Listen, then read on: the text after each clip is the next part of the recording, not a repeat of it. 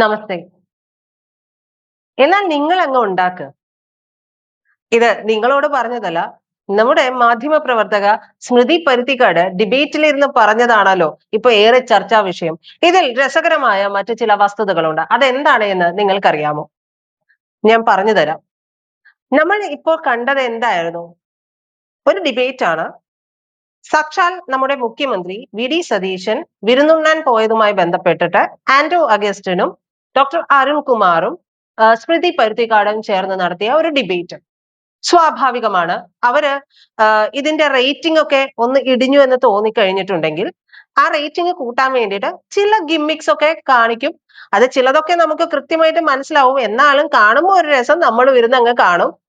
എന്നിട്ട് ഓരോരുത്തരുടെ പക്ഷത്തിനനുസരിച്ച് നമ്മൾ അതിനെ വിമർശിക്കുകയും ചെയ്യും. അതൊക്കെ ഒരു വളരെ രസകരമായ ഒരു കോമഡി പരിപാടി പോലെ തന്നെ ആണ്. അത് മാത്രമല്ല, അതിൽ നിന്ന് നമുക്ക് ഓരോരുത്തരുടെയും വേർഷൻ എന്താണ് എന്നുള്ളത് മനസ്സിലാവുകയും ചെയ്യും കേട്ടോ. അത് വളരെ സീരിയസ് ആയിട്ട് കൂടി കാണേണ്ടുന്ന ഒരു പ്രോഗ്രാമാണ്. നമുക്ക് ചിരി വരും, ചിരിപ്പിക്കുന്ന പല സന്ദർഭങ്ങളും ഒക്കെ ഇതിലുണ്ട്. പക്ഷേ പക്ഷേ അതിൽ ഒരു വിഷയത്തിന്റെ പല വശങ്ങൾ നമുക്ക് കാണാൻ കഴിയും. എന്തായാലും സ്മൃതി പരുത്തിക്കാടുമായിട്ട് ഡിബേറ്റിലേക്ക് വരുമ്പോഴേക്കും ഡോക്ടർ അരുൺകുമാർ പറയുന്നുണ്ട്, വളരെ കൃത്യമായിട്ട് പറയുകയാണ്, അദ്ദേഹം വിരുന്നുണ്ണാൻ പോയത് എന്തിനാണ്?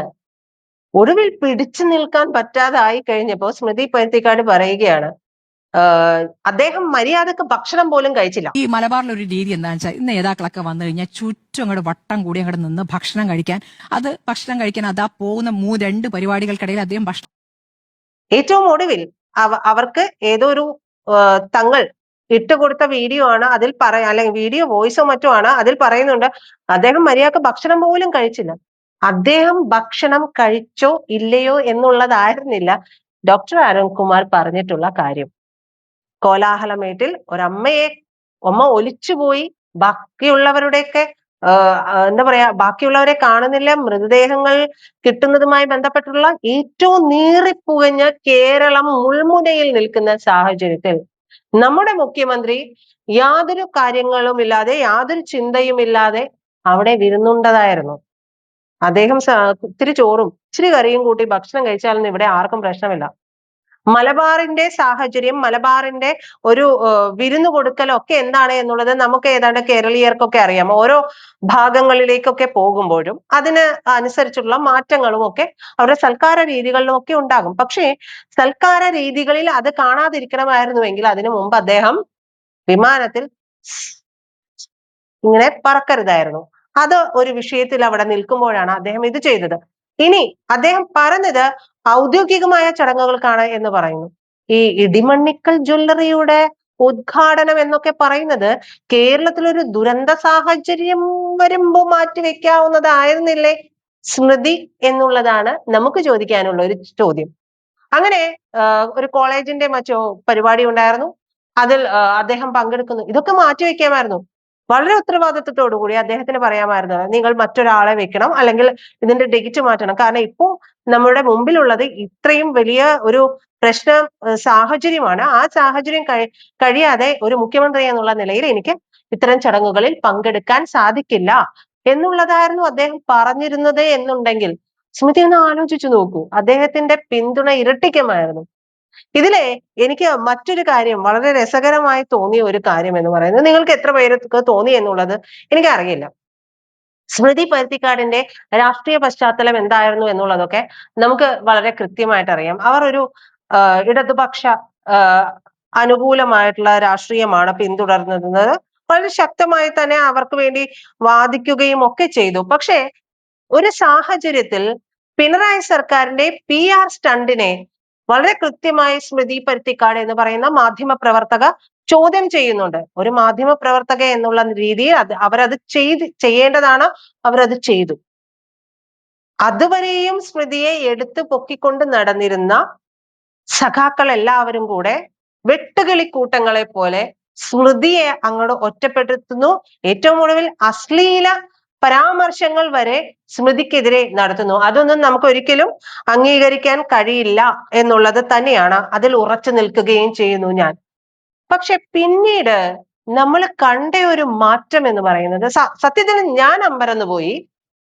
സ്മൃതി പിന്നീട് വലതുപക്ഷത്തേക്ക്, കോൺഗ്രസ് പക്ഷത്തേക്ക് വളരെ നൈസായിട്ട് അങ്ങോട്ട് ചേക്കേറുന്നതാണ് കണ്ടത്.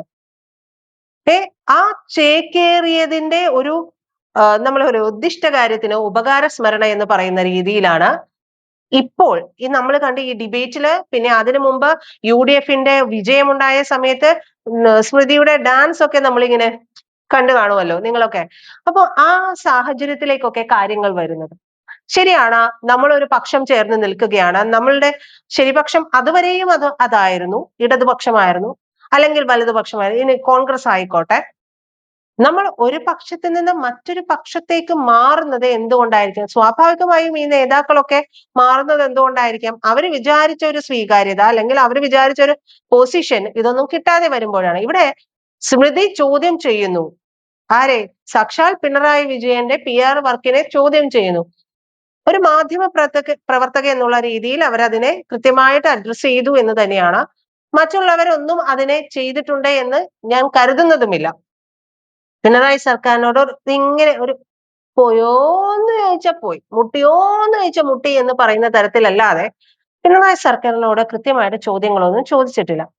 അത് എന്തുകൊണ്ടാണ് എന്നുള്ളത് നമുക്ക് വിശകലനം ചെയ്യേണ്ടതാണ്. ഇപ്പോ VD സതീശൻ സർക്കാരിനെ എല്ലാവരും കൂടെ ഇങ്ങനെ ചേർത്ത് ഇങ്ങനെ ഹഗ് ചെയ്ത് നിർത്തുന്ന ഒരു സാഹചര്യമുണ്ട്.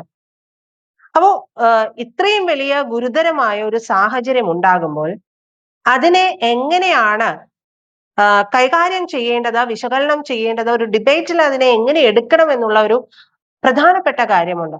പക്ഷെ അന്ധമായിട്ടുള്ള ഒരു രാഹുൽ ഗാന്ധി പറയില്ലേ, അന്ധ ഭക്ത് എന്ന് പറഞ്ഞതുപോലെ ഒരു അന്ധ ഭക്തയായിട്ട് സ്മൃതി പരുത്തിക്കാട് മാറിയത് കൊണ്ടാണോ എന്നറിയില്ല. അവർ ഈ ഒരു രീതിയെ മുഴുവനും അനുകൂലിക്കുകയാണ് ചെയ്തത്. ആ അനുകൂലിക്കുന്ന വീഡിയോയാണ് ഇപ്പോൾ വളരെ വൈറലായിട്ട് പോയിക്കൊണ്ടിരിക്കുന്നത്. എന്നാ പിന്നെ പോയി ഉണ്ടാക്കുന്നത് ക്ഷമ കെട്ടപ്പോ പറയുന്നത്. നമുക്ക് സ്മൃതി പരുത്തിക്കാരന്റെ വീഡിയോ എല്ലാം എടുത്തു നോക്കുമ്പോൾ നമുക്ക് വളരെ കൃത്യമായിട്ട് മനസ്സിലാവും. അവർ പറയുന്ന ഒരു പോയിന്റിനെ വളരെ കൃത്യമായിട്ട് മറ്റാരെങ്കിലും ഒന്ന് ഖണ്ഡിച്ചു പോയിട്ടുണ്ടെങ്കിൽ അവർക്ക് അവരെ നിൽക്കാൻ പറ്റില്ല. പിന്നീട് അവർ പാനിക് ആവുന്നതും അവർ പല ഷോയിൽ നിന്നൊക്കെ ഇറങ്ങി പോകുന്നതും ഒക്കെ ആയിട്ടുള്ള വീഡിയോസ് ഒക്കെ നമുക്ക് കാണാൻ കഴിയും എന്നുള്ളതാണ്. അവര് വളരെ, എനിക്ക് തോന്നുന്നു കൊച്ചു കുട്ടികളെ പോലെയാണ് ചില സമയങ്ങളിൽ സ്മൃതി പരുത്തിക്കാട് എന്ന് പറയുന്ന മാധ്യമ പ്രവർത്തക എന്നുള്ളതാണ്. അല്ലെങ്കിൽ ഇത്രയും പക്വതയോടുകൂടി കാര്യങ്ങളെ കൈകാര്യം ചെയ്യുന്ന അവർക്ക് എങ്ങനെയാണ് ഇത്തരം സാഹചര്യങ്ങളിൽ ഒന്ന് ഇത്തരത്തിൽ പെട്ടെന്ന് പ്രവോക്കായിട്ട് ഇത്തരത്തിൽ സംസാരിക്കാൻ കഴിയുന്നത് എന്നുള്ള ഒരു ചോദ്യമുണ്ട്. ഇനി സ്മൃതി സംസാരിച്ചതിൽ എന്നാ പോയി ഉണ്ടാക്കിയെന്ന് പറഞ്ഞു, അതില് എല്ലാവരും ഇതാണോ മാധ്യമ ഭാഷ എന്നൊക്കെ ചോദിക്കുന്നത് കണ്ടു.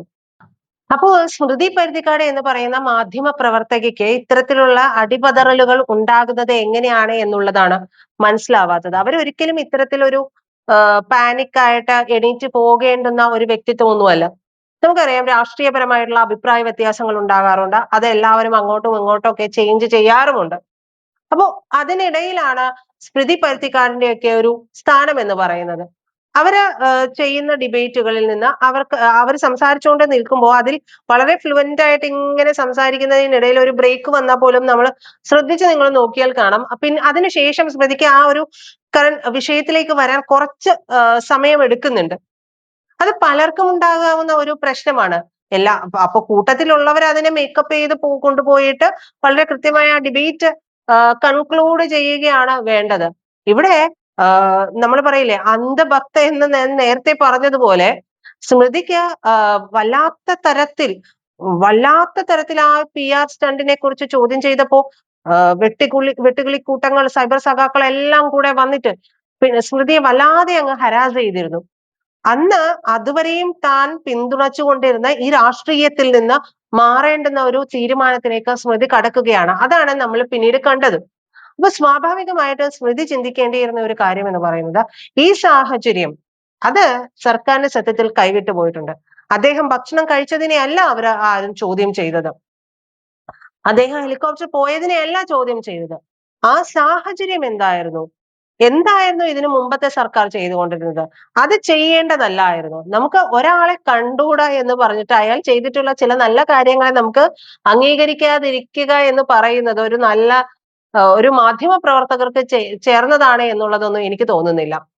അപ്പോ സ്മൃതി പറഞ്ഞിട്ടുള്ള ഇത്തരത്തിലുള്ള കാര്യങ്ങൾ. സ്മൃതിക്ക് ചില സമയങ്ങളിൽ ഇങ്ങനെ പാനിക് ആവാറുള്ള, സ്മൃതി എണീച്ചു പോകുന്നതും ഒക്കെ നമ്മൾ കാണാറുണ്ട്. പക്ഷേ അവർ അന്ന് ചെയ്ത ആ ഉദ്ദേശശുദ്ധിയെ അത് അങ്ങേയറ്റം അംഗീകരിക്കുന്നു. പക്ഷെ അതുകൊണ്ട് ഒരു ചുവടുമാറ്റം ഉണ്ടായതുകൊണ്ട് അന്ധമായിട്ട് നമ്മൾ ഒന്നിനെ പിന്തുണയ്ക്കുകയോ ന്യായീകരിക്കുകയോ ചെയ്തു തുടങ്ങുമ്പോൾ സ്മൃതി അവിടെയാണ് സൂക്ഷിക്കേണ്ടത്. ഒരു കാലത്ത് വളരെ അന്ധമായിട്ട് പിന്തുടരുകയും ഫോളോ ചെയ്യും, അതിനു വേണ്ടിയിട്ട് നമ്മൾ പോരാടുകയും ഒക്കെ ചെയ്തതിന്റെ ഭാഗമായിട്ടാണ് പിന്നീട് ഒരു തെറ്റ് വിളിച്ചു കാണിച്ചു കഴിയുമ്പോഴേക്കും സ്മൃതി ഇതാണ് സൂക്ഷിക്കേണ്ടത്. കാരണം നേരത്തെ മുൻകാലത്ത് ഒരേ ഒരു കാര്യത്തിനെ കുറിച്ച് മാത്രം ചിന്തിക്കുമ്പോൾ അത് തന്നെയാണ് ശരി, അത് തന്നെയാണ് ശരി, അവരുടെ ഭാഗത്തെ മുഴുവൻ ന്യായീകരിക്കുകയും ഒക്കെ ചെയ്തിരുന്നുകൊണ്ട് ഏറ്റവും ഒടുവിൽ ഒട്ടും സഹിക്കാൻ കഴിയാത്ത ഒരു അനീതിയെ ചോദ്യം ചെയ്യുമ്പോൾ അവരെ എങ്ങനെ പെരുമാറി എന്നുള്ളത് നമ്മുടെ മുൻപിൽ ഒരു മുന്നറിയിപ്പ് പോലെ, ഗുണപാഠം പോലെ ഉണ്ടാകേണ്ടതാണ്. ഇപ്പോഴും സ്മൃതി പോകുന്നത് വളരെ അന്ധമായിട്ടുള്ള ഒരു ഭക്തിയിലേക്കാണ് എന്നാണ് തോന്നുന്നത്. അരുത് സ്മൃതി, അങ്ങനെ ചെയ്യരുത്. നിങ്ങളെപ്പോലുള്ള മാധ്യമ പ്രവർത്തകർ ഒരിക്കലും അത് ചെയ്യരുത് എന്നുള്ളതാണ് എനിക്ക് പറയാനുള്ളത്. പ്രിയപ്പെട്ട പ്രേക്ഷകരെ, നിങ്ങൾക്ക് ഈ വീഡിയോ ഇഷ്ടമായെങ്കിൽ ലൈക്ക് ചെയ്യാനും ഷെയർ ചെയ്യാനും കമന്റ് ചെയ്യാനും മറക്കരുത്.